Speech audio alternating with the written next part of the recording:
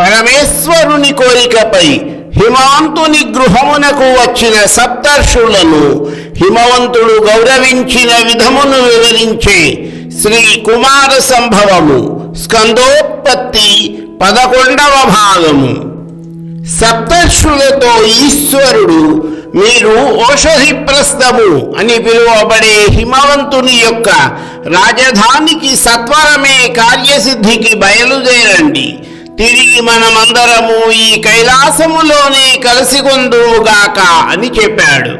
పరమయోగీశ్వరుడైన శ్రీ మహాదేవుడు వివాహమునకు అభిముఖుడు కావటము వలన మహాతపస్సులైన ఆ సప్తర్షులు శుభమని చెప్పి పతివ్రతా శిరోమణి అయిన అరుంధతీదేవితో సహా హిమవంతుని నగరమైన ఓషధిప్రస్థపురమునకు బయలుదేరారు. ఈశ్వరుడు కూడా తిరిగి తన తపస్సులో మగ్నుడైపోయాడు. మనస్సుతో సమానమైన వేగముతో ప్రయాణించగల ఆ మహర్షులు నల్లని మేఘ సమూహముల మధ్యలో ఆకాశయానము చేసి ఓషధిప్రస్థపురమును చేరుకున్నారు. తరువాత ఏమి జరిగింది? ఆకాశ మార్గమున ప్రయాణించి హిమవంతుని నగరమైన ఓషధిప్రస్థపురమునకు ఇచ్చేసిన సప్తర్షులు అరుంధతీదేవి ఆ నగర వైభవమునకు ఆశ్చర్యపోసాగారు. సకల ఐశ్వర్యములకు ఉనికి పట్టు అయిన స్వర్గపట్టణమును తీసుకువచ్చి ఈ పురములో ఉంచారా అన్నట్లుగాను, స్వర్గములో ఎక్కువైన జీవులందరినీ ఈ నగరములో తీసుకువచ్చి ఉంచారా అన్నట్లుగాను ఉన్నది ఓషధిప్రస్థపురము. అన్ని వైపులా గంగా ప్రవాహముల చేత చుట్టబడినది. అనేకమైన ఓషధుల మొక్కలు కలిగి ప్రకాశించున్నది. అతి విలువైన మణిమాణిక్యములతో నిర్మించబడిన ప్రాకారము కలది. అతి సుందరమైన ఓషధిప్రస్థపురములో వారు ప్రవేశించారు. ఆ పురములో భవనముల యొక్క సౌధాగ్ర భాగములు మేఘములను తగులుచున్నవా అన్నట్లుగా ఉన్నాయి. ఆ పురమునందు నివసించే పౌరులకు వారి ప్రయత్నము లేకుండానే ప్రజలు కోరిన వస్త్రములు, మణిమాణిక్యములు, బంగారము, భక్ష్యభోజ్యాదులు, కోరిన కోర్కెలను అన్నీ కూడా లభించుచున్నవి. ఆ నగరంలోని ప్రజలందరూ నిత్య యవ్వనులు, మదన బాధ తప్ప మరణ బాధ లేని వారు, రతిశ్రమము తప్ప చైతన్యమును నశింపచేయు ఇతర శ్రమ లేని వారుగా ఉన్నారు. అటువంటి పురమును దర్శించిన సప్తర్షులు ఈ పురమునందే స్వర్గ సౌఖ్యములన్నీ అవై ఉన్నాయి.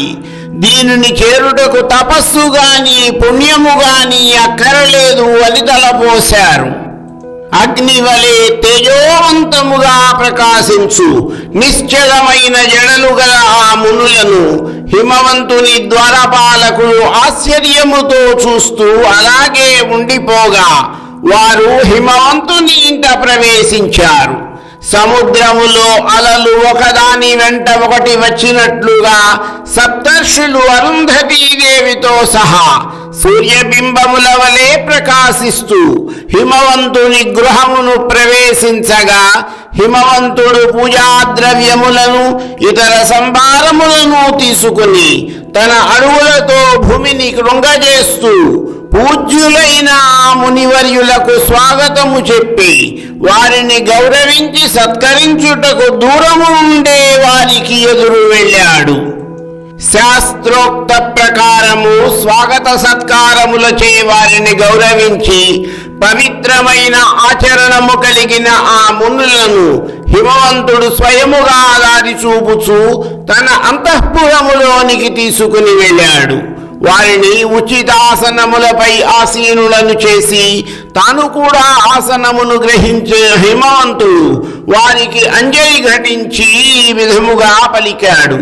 మహాత్ములారా, నేను ఊహింపకుండగానే లభించిన మీ దర్శనము మేఘములు లేకుండానే కురిసిన వర్షము వలెను, పువ్వు ముందుగా కనబడక వచ్చిన ఫలము వలన నాకు తోచుచున్నది. మీ అనుగ్రహము వలన తెలివి తక్కువ వారు జ్ఞాని అయినట్లుగాను, ఇనుము బంగారము అయినట్లుగాను నన్ను తలచుచున్నాను. ఎక్కడ సత్పురుషులు అడుగు పెడతారో అది పుణ్యతీర్థమవుతుందని పెద్దలు చెప్పగా విన్నాను. నేడు నా నగరమునకు ఆ భాగ్యము లభించినది. ఓ బ్రహ్మణ్యులారా, ఈ గంగోదకముచే మీ పాదములను కడిగి ఆ తీర్థమును స్వీకరించి నేను పవిత్రుడనైనట్లుగా భావించెదను. ఓ మహామునులారా, నాకు 2 రకములైన శరీరములు కలవన్న విషయము మీకు తెలియనిది కాదు.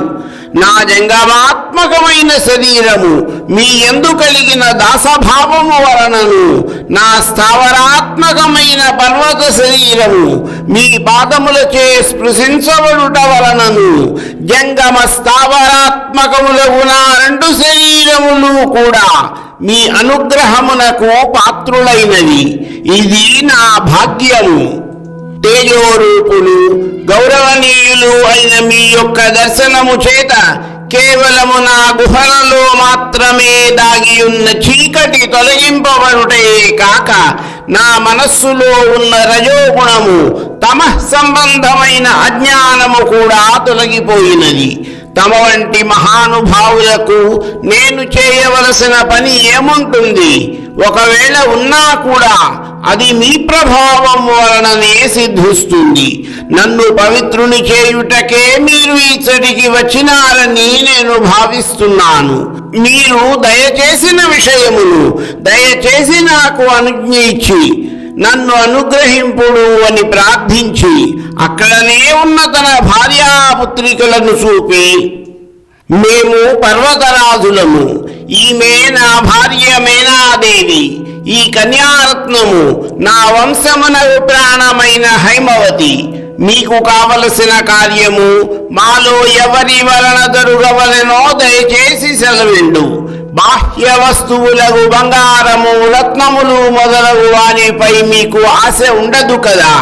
తాము ఏమి కోరినను ఇచ్చుటకు సిద్ధముగా ఉన్నాను అని పలికి వారి సమాధానములకై నిరీక్షించుచుండెను. సప్తర్షులు తమలో తాము మాట్లాడుకుని ప్రసంగించుటలో నేర్పరి అయిన అంగిరసులను మునిని హిమవంతునితో మాట్లాడుటకు ప్రేరేపించింది.